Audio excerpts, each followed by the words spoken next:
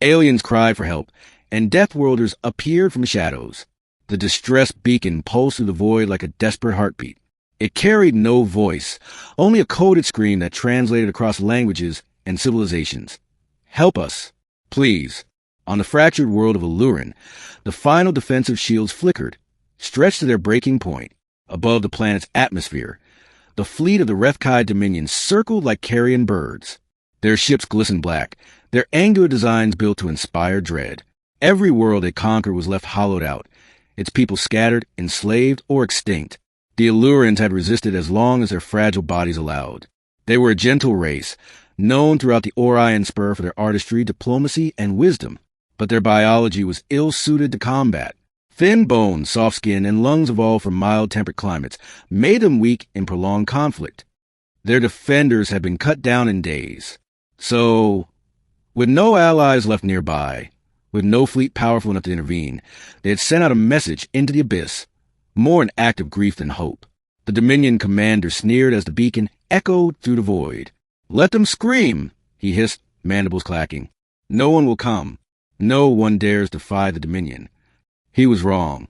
"Aye," the shadow responds. In the silent dark between stars, there are places ships avoid, uncharted systems cloaked in anomalies, swirling with magnetic storms, whispers of derelicts. Even empires steer clear. These voids were unclaimed for good reason. Yet there, among forgotten gulfs, a fleet stirred.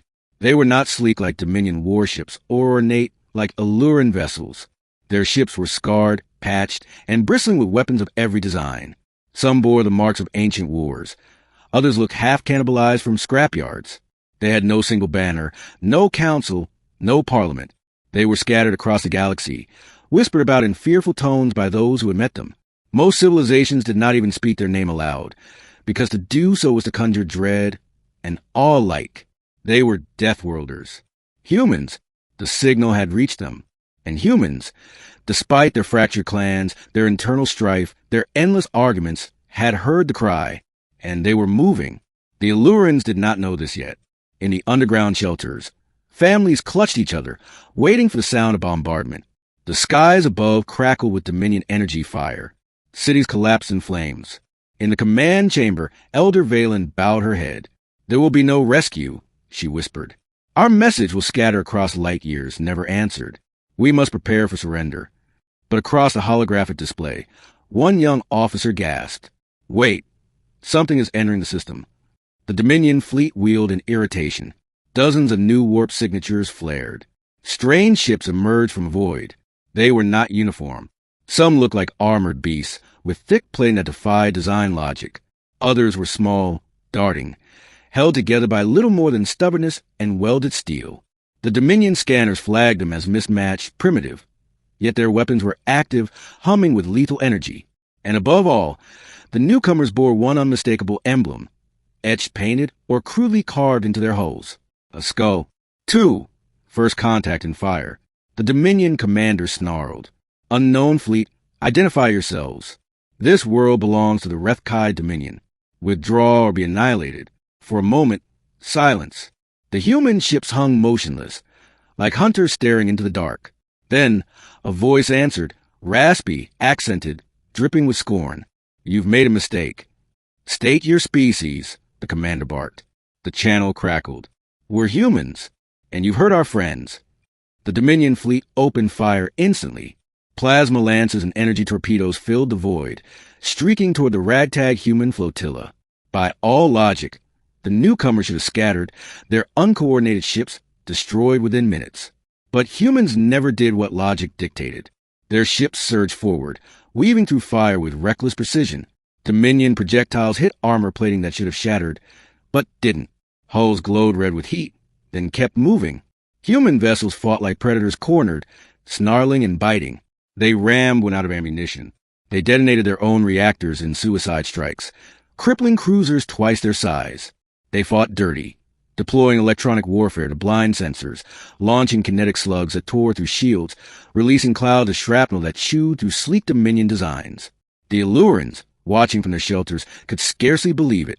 They're winning," whispered Officer Killer. "Who are they?" Elder Valen, with trembling hands, searched the ancient archives. Her eyes widened at the old forbidden text, the one scholars dismiss as myth.